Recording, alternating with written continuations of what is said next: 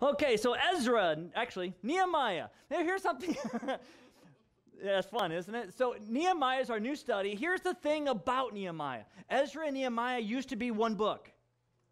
Okay, they used to be very much one book. In fact, if you go to the original, or what we have, the Hebrew Bible or the Septuagint, the Greek translation of the Old Testament, they are one book. Okay, so Ezra and Nehemiah were meant to be one event that records three separate movements of the return of Israel back into their nation of Israel. Okay, so there's three returns back. There's two in Ezra and one in Nehemiah of events of returning back. So if we got 11 verses to cover. That's not a lot, but at the same time it is the way we cover things. So let's just jump right in. So verse 1, the words of Nehemiah, son of Hakaliah. That's a good point. Let's stop there. Nehemiah, son of Hakaliah. Did you know that Nehemiah was the son of Hakaliah? Did you know that? Is this important? Yes.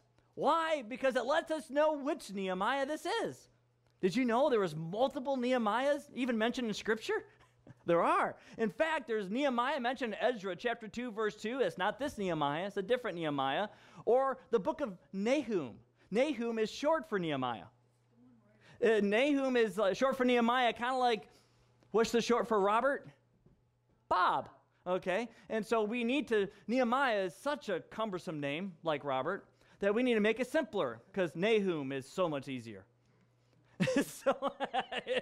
I know it's weird, but that's the case. So it's good to know which Nehemiah this is. This is going to be very, very important, because the Nehemiah mentioned in Ezra, a nice guy and all maybe, but not this particular Nehemiah who has the influence to the Persian army like this Nehemiah has. And he's not a prophet like Nahum, and so that's not the Nehemiah we're talking about. This is the cupbearer to the king Nehemiah. We're going to have to talk this is that Nehemiah. We're going to have to talk about what this Nehemiah is all about. And the word Nehemiah, the name, literally means Yahweh has comforted. It's past tense.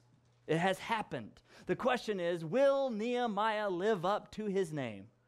Will God be able to bring comfort to people through Nehemiah? That's going to be a question that we're not going to answer for about 18 weeks. It's going to be a while before we figure that one out. So here's what happened. So the words of Nehemiah, son of Hakaliah, he's writing post the events that have happened. Okay, so he has sat down, and the Lord with his Spirit is overshadowing Nehemiah, is prompting him to write this all down. So Nehemiah writes, during the month of Chislev, the 20th year, we're going to come back to that in about 3 weeks. So just remember it. So the month of Chislev in the 20th year, when I was in the fortress city of Susa, okay, Hanani, one of my brothers, arrived with men from Judah, and I questioned them about Jerusalem and the Jewish remnant that has survived the exile. And they said to me, the remnant in the province who survived the exile are in great trouble and disgrace. Jerusalem's wall is broken down, and its gates are burned down. When I heard these words, I sat down and wept. I mourned for a number of days, fasting and praying before the God of heaven.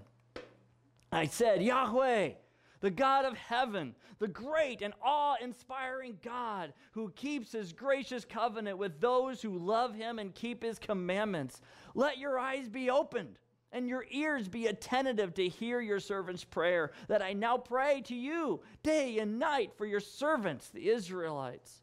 I confess the sins we have committed against you. Both I and my father's house have sinned. We have acted corruptly towards you and have not kept the commands, statutes, and ordinances you gave your servant Moses. Please remember what you commanded your servant Moses. If you are faithful, I will scatter you among the peoples. But if you return to me and carefully observe my commands, even though your exiles were banished to the ends of the earth, I will gather them from there and bring them to the place where I choose to have my name dwell. They are your servants and your people. You redeemed them by your great power and strong hand. Please, Lord, Let your ear be attentive to the prayer of your servant and to that of your servants who delight to revere your name. Give your servant success today and have compassion on him in the presence of this man. Let's talk about this just for a moment here. Okay, Nehemiah, the question that people have regarding the ending of this prayer. Okay, because here's what's going to happen. Nehemiah hears the news about the destruction about how Jerusalem's destroyed, the temples are fallen. Okay, he hears all of this news, and he ends up praying to God, saying, God, I'm going to go to the king. I'm going to go to the king, and I'm going to ask him. We don't get this in the prayer. We get this later on in chapter 2. I'm going to ask him to allow me to travel to Jerusalem and rebuild. I want him to give me like a year-long vacation. I want it to be paid. I want him to help fund this expedition. I'm going to ask him for help. And I want the king to give me permission to go. Now, this is scary because the king was a party animal. He loved the party. He loved confetti and streamers, and everybody had to be happy toward him and around him. And if they're sad or if their countenance is down, he kills them. He basically is like this. He's like, if you're a buzzkill, then you will be a buzz that will be killed. Okay, that's how the king of Persia was. So Nehemiah is upset. He's sad about Jerusalem. He's going to go to the king, and he's going to be a buzzkill. Okay? The king's going to be drinking his wine. He's going to be having his women, and the king's going to be like, Nehemiah, my friend. And Nehemiah's going to be like, King, I have a really serious question for you. And the king's going to be like, ha, ha, ha, off with your head. And it'll be later turned into a really fun character story in cartoons. Okay, not really. But that's how the king's going to respond. Okay, the king's going to be like, I'm going to kill you if you're going to be sad like that, if you're going to be serious. So Nehemiah is concerned, and he is asking God for success.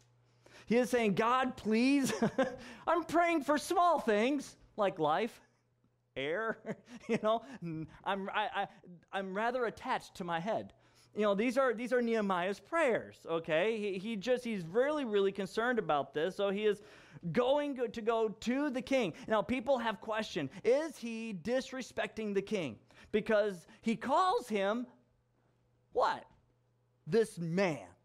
Okay, I'll tell you, I can understand people having concern. If I were to go to my mom and talk about her by saying, this woman,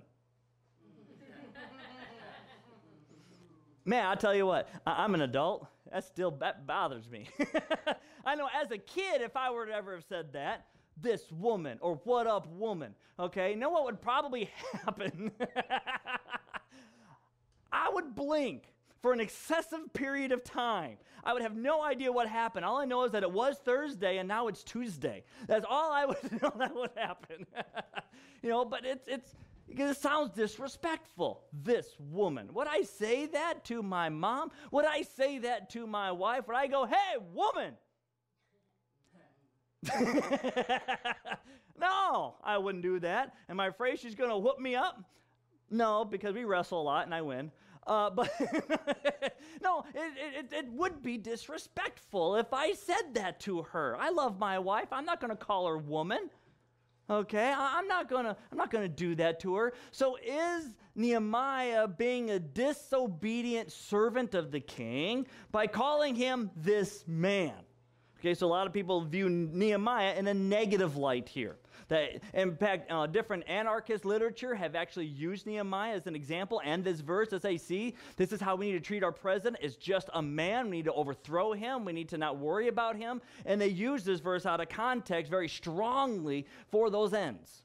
Okay, so that's why I'm harping on this just a little bit. That what Nehemiah is doing is he's having a conversation with God, and my commentators drive me nuts. I have this one commentary that I was reading, and it said that, well, this was a private conversation, so it didn't matter. And I'm like, come on! What do you mean it didn't matter? If it's in the heart, doesn't that still be disrespectful? Okay, so if it's private, it still matters, doesn't it?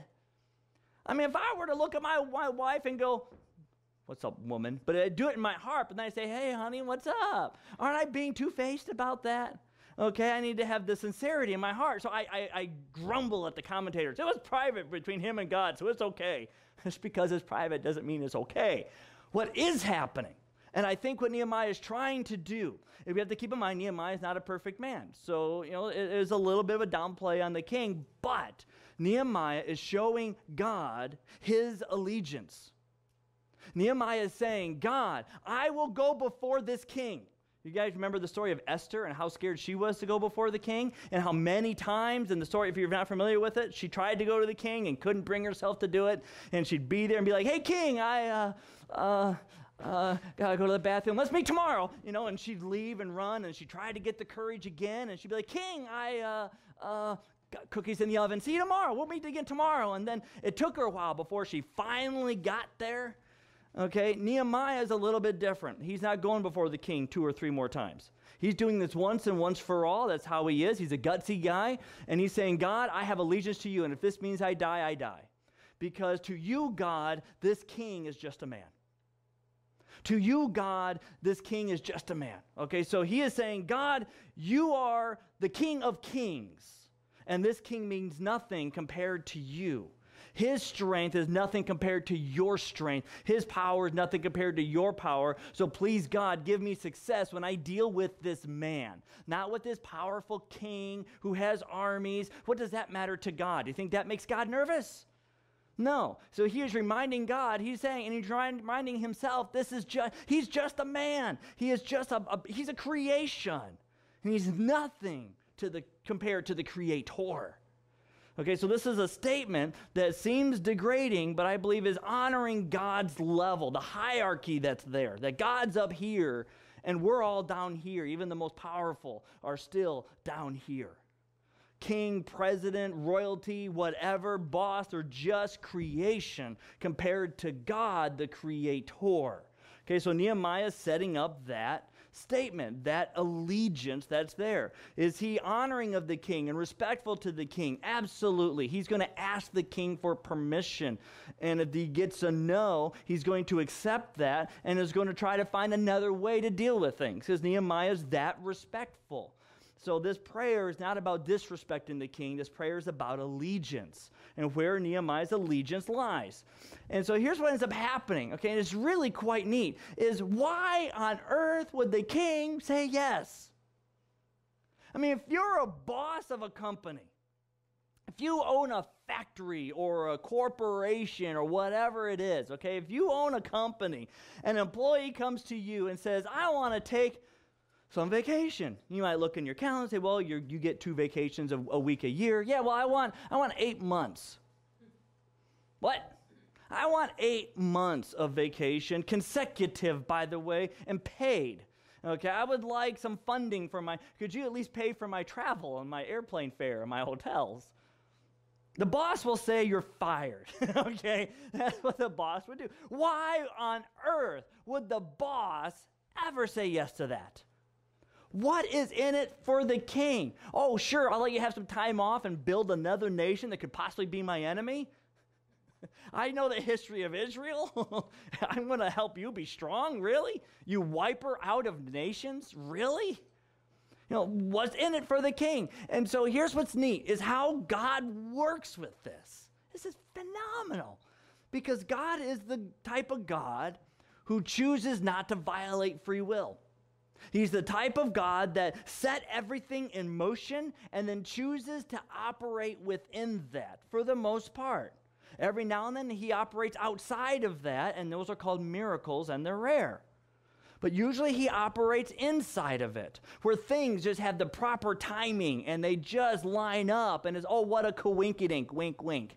Okay, it just so happened that this lined up and that all the pieces fell into place, that the people moved and were there and made choices that led to here, and next thing you know, okay, so it's that type. That's usually how God works, is he's orchestrating history. So here's what's happening historically around 445, 446 area BC. That's when all this is taking place. Here's what's happening around that time period. The king at the time, the king of Persia, is Artaxerxes. He's also called Longimanus. So those are both named for the same guy. Okay, so Artaxerxes or Longimanus, and already, before Nehemiah even approached the king at all, there had already been 2 revolts that have taken place regarding taxes, and there was a 3rd revolt that was in the process of becoming its peak. Okay, so here's what was going on. Is during the 2 revolts that are about taxes, they weren't like how the people weren't liking how the taxes were being handled, and the Greeks were revolting against the Persians because Persians were in charge. A general, massive high up in the army, top of the army for the king of Persia, for Artaxerxes, his name was Megabyzus. It sounds like a computer chip, or at least something from the show Reboot. But Megabyzus is the head general of the Persian army, and he had captured several of the Greek generals during the 2nd revolt.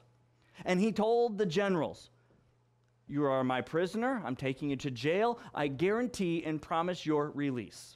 When Darius was in rule, he put up this law. I'm going to honor this law. I'm a man of my word, and I will, under that law, guarantee your release at some point.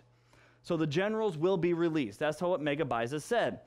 Artaxerxes heard about the conquest of Megabyzus and was very grateful. But then the mother of Artaxerxes, Artaxerxes' mom, the former wife of Xerxes, his mom, Artaxerxes' mom, said, "Off with their heads.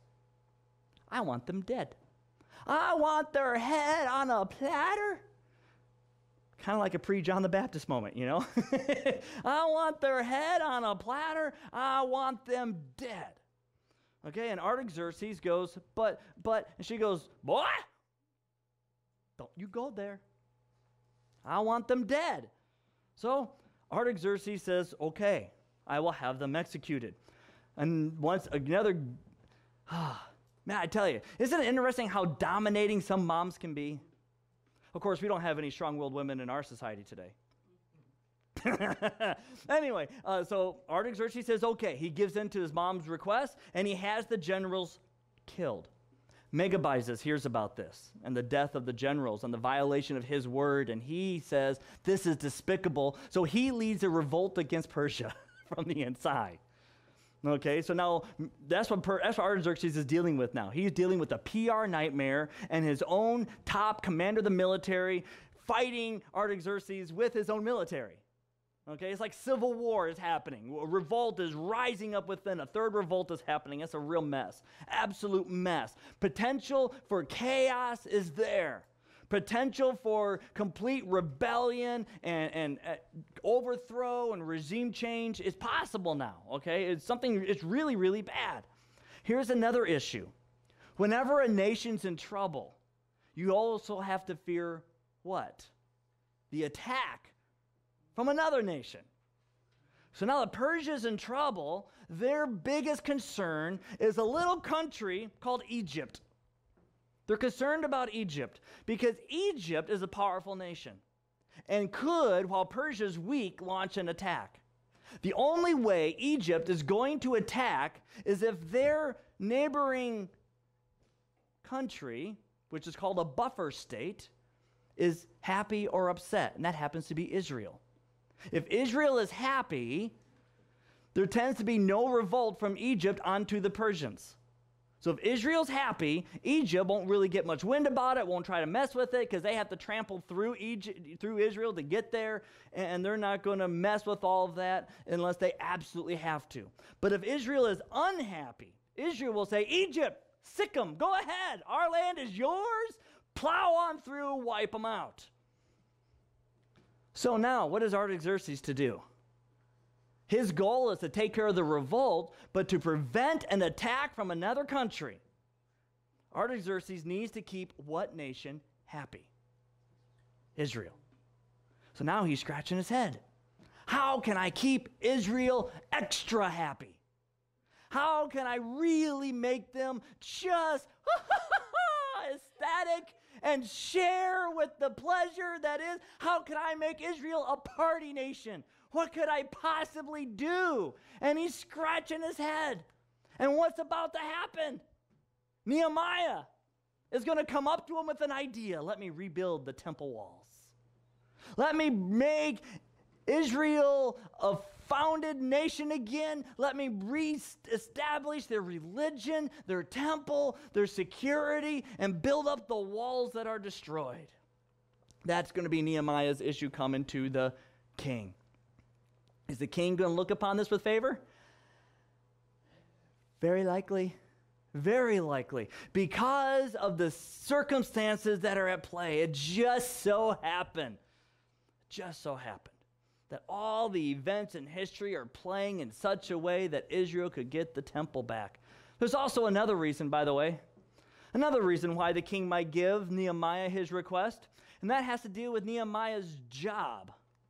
I had mentioned this before, is how Nehemiah chapter 1 ends. At the time, I was the king's cupbearer. At the time, I was the king's cupbearer. Now, we need to hammer this out a little bit. Cupbearer. Here's what the role of a cupbearer was. They drink the wine before the king drinks, and they make sure it's not poisoned. They are basically a yellow canary in a mine. Okay? That's what the cupbearer is. They're like a little yellow canary in a mine in a cage. And if the canary dies, everybody leaves. Okay? So the king's like, I want to have a party. And how often does this king like to party?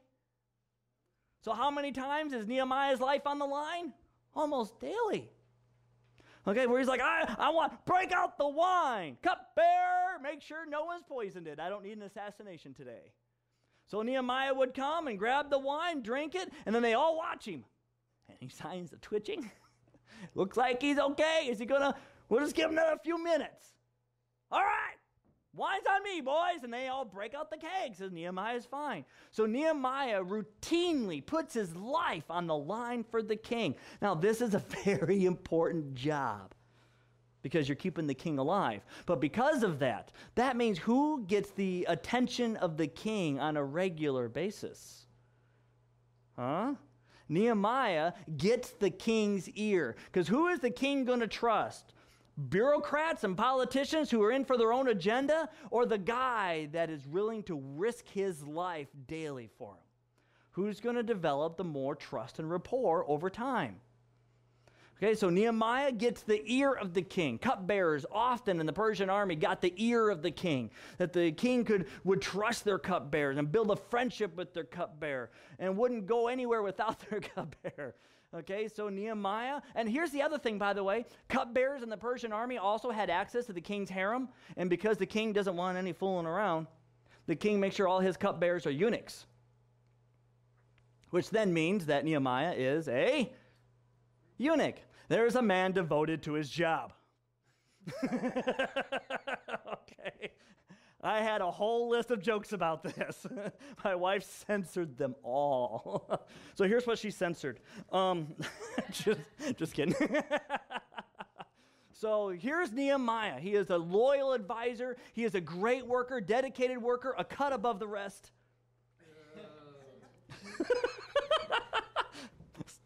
Far as I can go with that.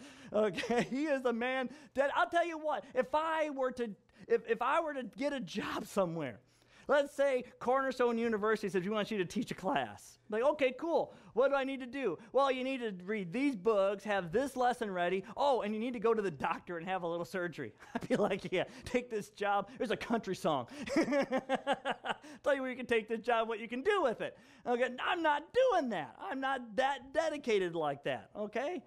So Nehemiah said, I have the chance of being a cupbearer. He went through, became a eunuch. We don't know all the free will that's involved there, or whether it was forced on him. We don't know the history of that. All we know is he had that done. He is a eunuch. He is living his life daily to keep the king alive. Here's a guy that the king trusts. Okay, so if the cupbearer says, hey, king, I have a question, I have a request, you think the king's going to give a little extra grace to his cupbearer? You think that the king wants his cupbearer killed if his cupbearer's a little sad? He might yell at the cupbearer, but he may not execute him right away. He may be like, hey, why are you sad? I'm sharpening my blade, but I'm going to let you hear you out because you're a really good cupbearer. It's going to take a while before I can find someone as good as you. Okay, so this is the perfect role for this to be taking place. The absolute perfect role. Now, What ends up taking place is this. In verses 3 through 4, as we already read through all of chapter 1 already, so I'm just going to refer to them. In verses 3 through 4, Nehemiah gets wind about the walls being destroyed, and Nehemiah is grief-stricken about this. And people are confused about his grief. Like, why is he so sad? I'm confused about his grief. And I know some of you look at, like, reading it, and the Holman translation, I think, does a poor job translating this passage. Because it says that the walls have been broken down and have been burned down, when in reality it happened 140 years ago.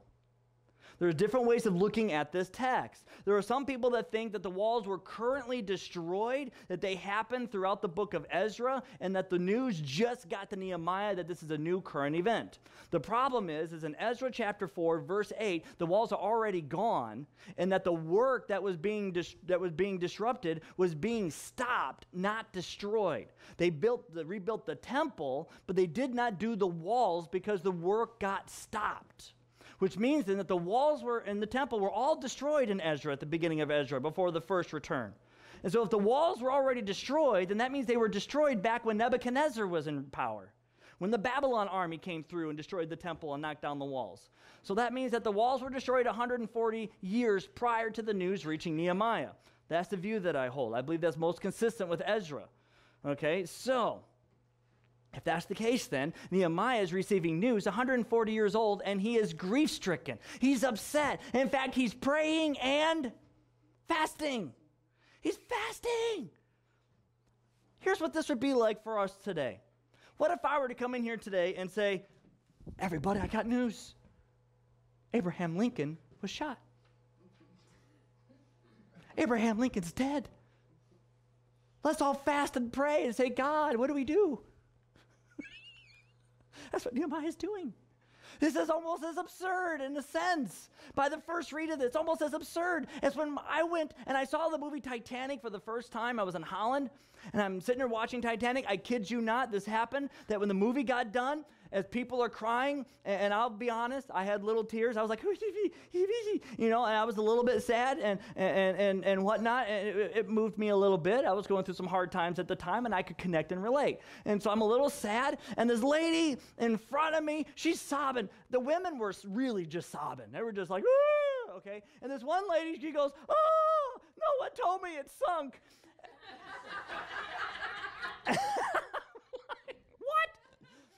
I wish I knew who that was, because there's a movie coming out this spring called Pompeii, and I want to tell her. I want to know. I just want to tell her right now. I just want to call her up and say, when you watch Pompeii, by the way, when the volcano goes, everyone dies, okay? That's how the movie's going to end. That's just the history, okay? Pompeii will not have a happy ending. And so, but this is Nehemiah going, what happened 140 years ago? Oh my goodness. You think he already knew about it? I think he probably even already knew that Israel was destroyed, because after all, he's a eunuch. And not because he decided to go on vacation, because he's in exile. And he confessed the sins of his fathers and of Israel and their forefathers, and how they did not as a nation over the past century obey God and adhere to the commands of Moses. And so they were disobedient, and the judgment for disobedience was exile. And they're in exile. And he's confessing to God, I know why we're in exile. Our fathers were disobedient. My grandpa sinned. And we're just reaping the punishment of that. We're just getting the consequences, the ripples from that splash, and we're in exile. And if they're in exile, then he knows the situation of Israel. He knows that they were conquered and defeated. He knows the ship sunk. He knows Pompeii is buried under feet and feet of ash. Okay? He knows this. Oh, I know he doesn't know about Titanic, but you get the metaphor. Okay? He knows this. And he gets wind. By the way, when Ezra was rebuilding things and all this was happening, they never got to the walls. The walls are still broke down. The walls are still burned up. There's still vulnerability. They're still open for attack. The job is not done. The task that God has asked to take place, The obedience God is requesting for the return of Israel to happen is not happening. There is still disobedience at play because the people of Israel are not doing their job. They were sent to go back under the leader of Ezra to build up the temple, build up the walls, build up the nation again. And they stopped. Why did they stop? Because they met people that said, we don't like you. We don't like what you're doing. Stop, or we will be mean to you. We will tweet bad things about you. We will post bad things about you on Facebook. We will make YouTube videos that make you look like a fool, like a fool. And they said, okay, we don't want that. That's just too much aggression, too much problems. And they stopped the work. And they didn't finish. They didn't finish. And so what Nehemiah is getting news about is that the work is not done. There's still more to do. This is not the time to just live life as business as usual. This is not the time to just sit back and enjoy and reap the benefits of what once was. There's still work that has to be done. There is still a goal that has not yet been reached. There is still an aim that's in scope.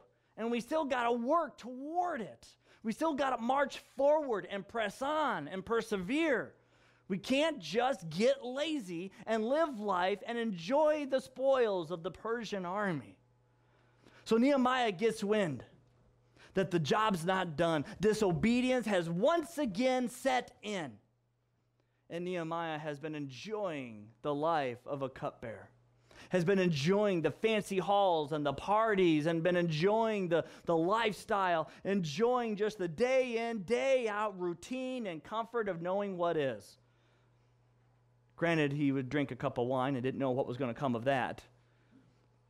But he's been doing this for years. After a while, do you think it just becomes old hat? Who's going to assassinate the king? Who's going to attack our country? Who's really going to try to come in and do that? They haven't done this in a decade. Why now? Sure, drink the wine, party's on me. Okay, it just becomes routine. And so now Nehemiah does his prayer. He gets this grief, and he realizes how lazy he has become. How disobedient his family and his nation and everything still is, that there's still work to be done and we're not doing it, that there's still jobs to be completed and we're not doing it. He recognizes the emptiness that is there, and he says, okay, I haven't really looked into this like I should. I haven't prepared for this like I should. I haven't followed through like I should. Okay. I'm grief. And he confesses to God in his prayer. He says, God, not only have the forefathers sinned, not only has my dad and my dad's dad and my great-great-grandpappy, not only have they sinned, that's why we're in exile. He says, who has sinned? I. Nehemiah says, I have sinned. What sin? Having not been involved in the first place. Having not tried to get wind about this sooner. Someone had to come to him. He didn't know. He just got his mind off of the goal. He got his thoughts off of what God wanted. He got his mind completely away from God's kingdom, and he was only focusing on his own and the kingdom of Persia. He wasn't thinking about God's kingdom. He was thinking about his own life, his own ways. And so he says, God, I'm sorry. I have sinned. I have not been obeying the commandments like I should. And you commanded for the jobs to be done. You commanded for the nation to be rebuilt. And you commanded for the people of God to be built up. And I've not done it. I've not been involved in it. I've been doing my own thing, my own way, day in, day out. And God, I'm sorry. I have completely sinned. And little did I know that in all my freedom and in all my fun and frivolity, little did I know that I was still in exile. Little did I know I'm in Persia. I'm not in Israel. He completely lost sight that he was in exile because life was so much of a comfy routine. Of course, Americans don't struggle with this, do we? We don't just look at the comfort of what life has given us, and we don't lose sight of what God expects, what God desires, what God has commanded, the goals that have yet to be achieved, the jobs that have yet to be completed. We don't have those problems today, do we?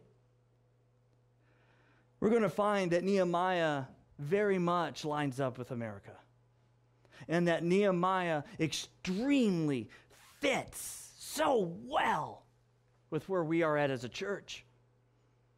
That we're going to need to realize that we have the same sins, the same lack of vision, the same lack of gumption, the same laziness, the same routines.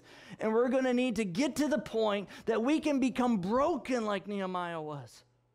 That we can become completely shattered, completely grief-stricken, so that we can get our eyes back on the task.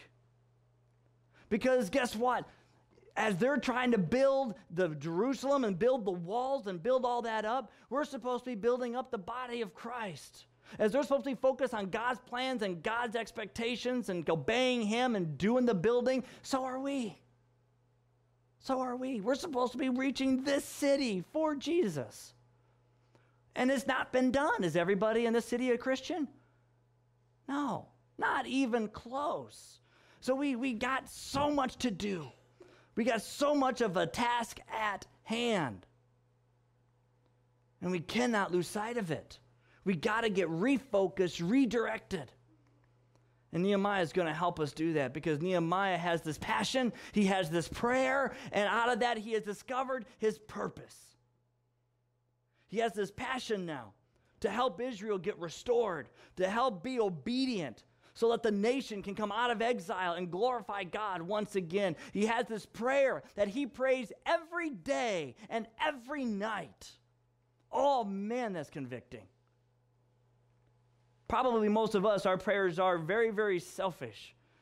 God, help me with, be a little piñata that I can whack you with my prayer stick, and man, I might get goodies everywhere. When was the last time any of us prayed for the soul of someone to be saved, or for the city to be reached, or for anything of that place to develop and happen? Where's our purpose? Is it our kingdom, God's kingdom? Nehemiah's prayer was day in, day out. Nehemiah functioned like Jesus taught in the book of Matthew, chapter 5. You gotta love how we can go back to Matthew. And in Matthew chapter 5, verse 14, Jesus told his disciples that they were a light on a hill. They were like a city on a hill that light would shine out into the darkness. That the disciples were to function like a city within the city, like a flashlight in the darkness, that they could be able to be there as that beacon to show the way to Jesus. That's what Jesus wanted for his disciples. And if you haven't noticed, almost every ministry that has taken place throughout the entire New Testament takes place in where? Cities. Paul kept writing letters to the church in the city of Corinth, to the city of Ephesus, to the church in the city of Galatia, to the church in the city of, and on it goes. Why? Because that's where the most people are. The cities are where the culture is influenced. The cities are the ones that make culture, influence everything. They're the ones that are upstream, that put stuff in that goes downstream for everybody else to deal with. It is the cities that deal with radio stations and TV stations and publications. It is the cities that deal with that deal with politicians and lawyers, and where the courts are, and where the rules are made, and where all that takes place. It is the cities that the leaders take place in and go visiting and try to build up in. And the churches need to be involved where? The cities. And Jesus says you're to be like a city on a hill, a city within a city that shines its light out into the darkness. We're supposed to be involved in that. And when Jesus did his ministry, where did he travel? From where to where to where to where? From city to city to city to city. It doesn't mean we say you're a farmer, you don't need Jesus. Not that at all, because Jesus met people along the way. But this is the goal. And guess where we're located in? City. We are in the prime place. In fact, of all the metropolitan Grand Rapids, we're in the most unchurched area now. That's where we're at. Ready to be able to reach people. To try to change this city. I want you to see when we go through Nehemiah that the book is not just a book about a wall. It is a book about shining light into the darkness. That's what Nehemiah is about. And that it can be impactive of every church to be that light, to be like that light. In fact, just to help us kind of get a glimpse of what's going on within our city, I got something for you, just for fun. It was a whole lot of work, so just humor me. According to the 2010 census, according to that census, the metropolitan Grand Rapids, okay, the total population here, according to the 2010 census, is 602,622. Now, there was another report that was given out. That's a very active, valid report. I don't understand the number differences. It says we have 1.005 million people here.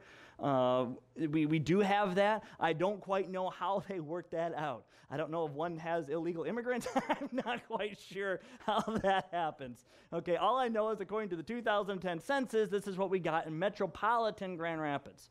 Okay, this is the final number of that. Now, within that same report, they were able to report how many people declared themselves affiliated to some type of a religion. Christian, non-Christian, doesn't matter. Muslim, Baha'i, Rastafarianism, Zoroastrianism, Taoism, Buddhism, all across the board, of all the people related to any type of religious group whatsoever, okay, is 52%. Or 313,363 people are affiliated in some type of religion in some way or another, which puts us at almost 300,000 people not even connected to religion anyway. Just by the way. Okay, just notice that. You start looking at the people that are involved in non-Christian religions, Baha'i and Muslim. Those are actually the two biggest in our metropolitan Grand Rapids area, Muslim and Baha'i. Outside of Christianity, Baha'i and Muslim are the two biggest. You get all of them brought together, equals about 3%. You look at the Catholic group, which is interesting. They separated Catholic from Protestants. I really appreciated the 2010 census. I really did. It made research so much easier for me. Okay, the Catholics are 38%.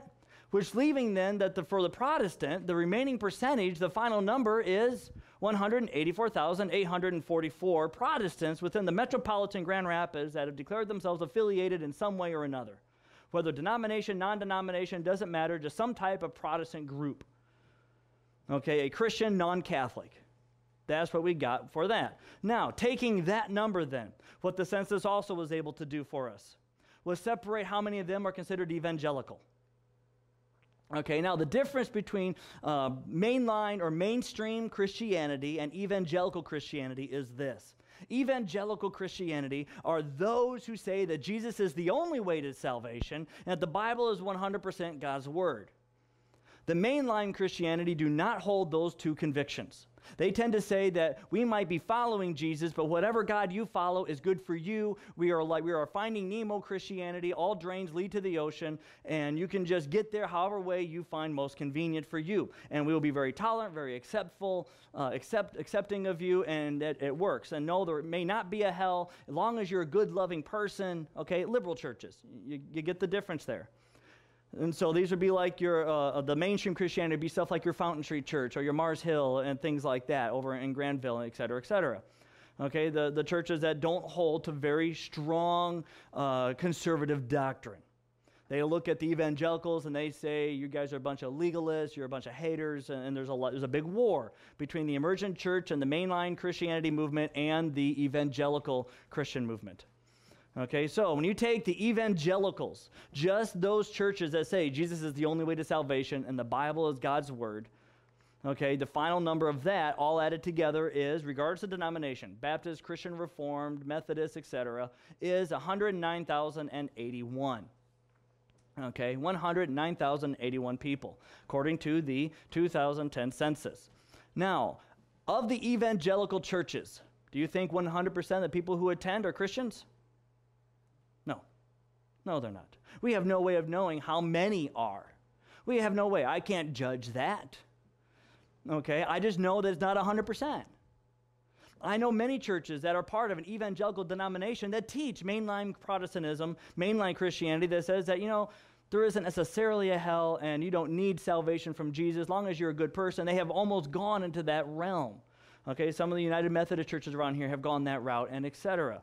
So it's very much a problem. I have a friend who's a Methodist pastor. He's been frustrated with some of the Methodist churches around here that have gone where they say, well, we're open to the idea of prayer, and hell just seems to be a metaphor to scare kids into obedience. Okay, that's been some of the teaching within the mainline, or within the evangelical denominations even. Okay, so it's a real problem. So is 100% of evangelicals saved? No. I'm going to leave this number at 100% because it does not count Catholics, and it is possible, very possible, for Catholics to become Christians. And it is possible, very possible, for a true Christian to exist in a mainline liberal church. It is possible. So try to accommodate that. I'm not trying to get an exact 100%, this is the perfect number. I just want a glimpse of what our city is like. I want a glimpse at the walls of our city, and I want to know how broke they are. Okay, so I'm trying just to get a number, to get an idea, to get a glimpse. Because I know you can shoot a whole bunch of holes in a whole bunch of ways and whatever. I care about the walls, and I know they're broken. I just want to know how broken. Okay, so 109,000 is a good place to start. Okay, you can follow me along with that? It's a good place to start, to realize that that could be the best number we got out of 600,000. Only 100 have the likelihood of being Christian. Okay? According to 2007 report, guess how many cats we had in Grand Rapids metropolitan area? 120,516.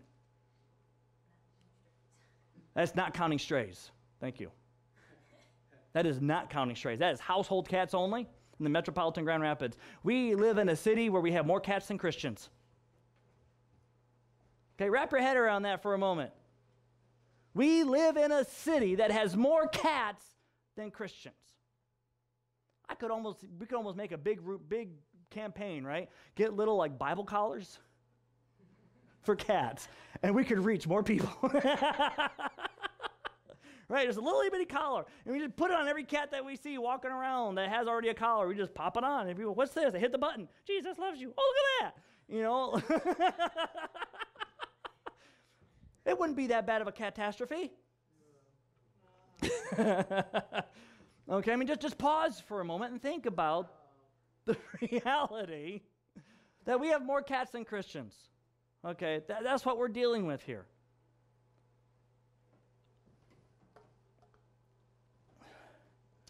Even if you take the same exact numbers, let me just read these to you. If you took the exact same percentages that the 2010 census had, and you applied that to the 1.005 million people that other reports have said that we had. Okay, so I went through all the math. I'm not going to go through all the thing here. Just if that is the case and the percentages stayed the same, that's a big assumption, but still trying to just get a glimpse. We end up only with about 186,000 people in likely being Christians out of the 1.005 million. Only goes up by 80,000, that's it. So here's the reality of the walls of our city. Here's the reality of it. Best case scenario, we have 500,000 lost people in this city. 500,000 people that have actually themselves confessed they have nothing to do with any type of religion, any type of God movement, or anything that says that Jesus is the only way.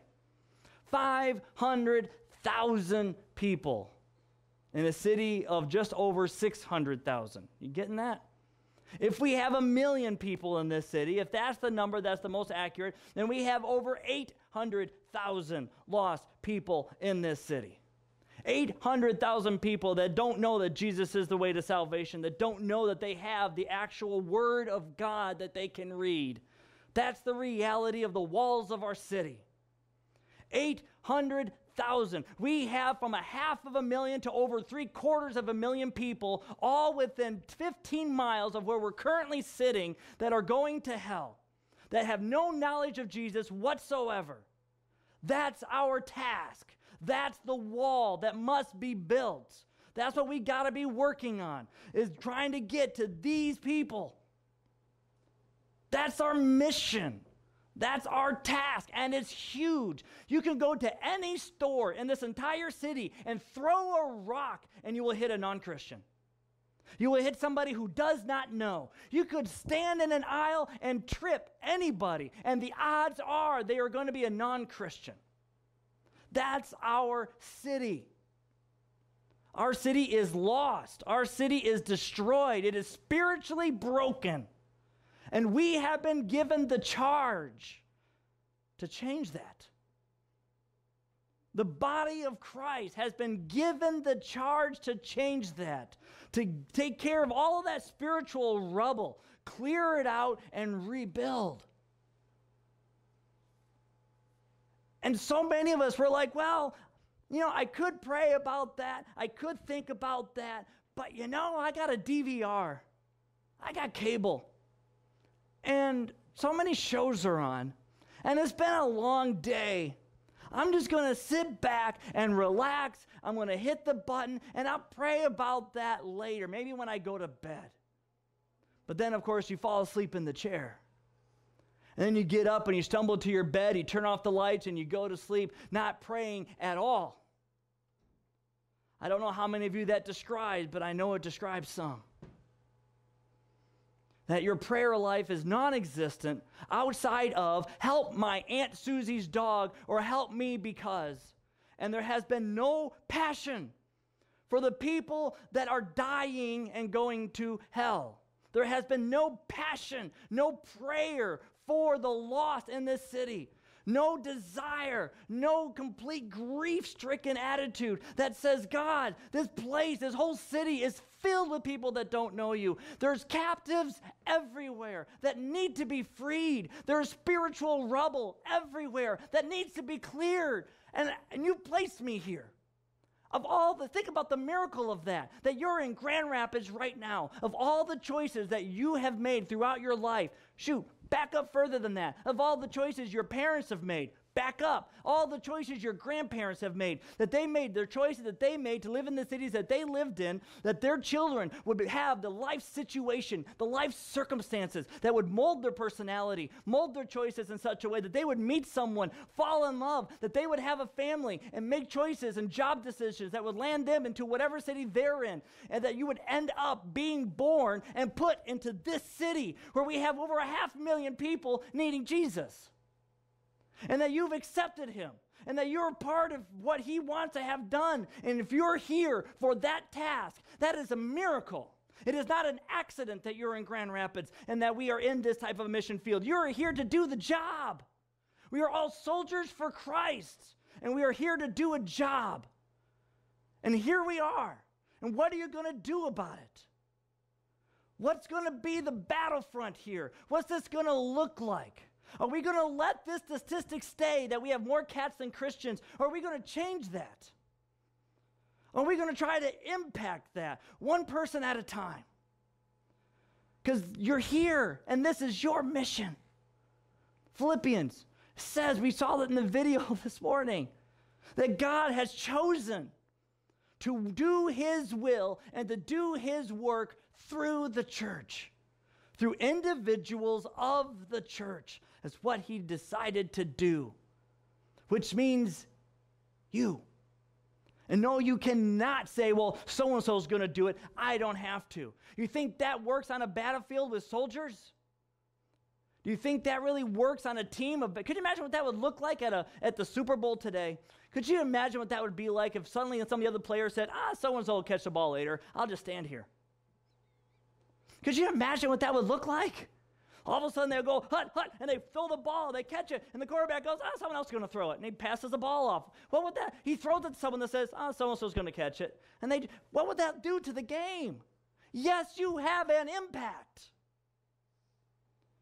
Yes, you are significant. Yes, you matter. Well, I have disabilities, I have problems, I have limitations. So does every football player. That's why they play football. If they had real talent, they'd play baseball. But I'll get grief for that later. Okay, but everybody has their limitations. Everybody has I can't even catch a ball. Well, it's a metaphor. Okay, it's a metaphor that we all work together. There are people in your life, other people in this congregation will never meet. So it's your responsibility. There are people that are your neighbors. There are people that are your co-workers, people that are your co-students and your classmates and your peers and your relatives. We don't all have access to, but God has access to them through you. And it's your job, your responsibility. It's your task, your opportunity, your privilege that the King of Kings, the creator of this world, wants to do great things in this city through you. He doesn't need you, but he wants you. He can do it all himself because he's God. But this is a God who does not choose not to violate free will. Instead, he likes to use what? People and events and history. And he works within the system that involves you.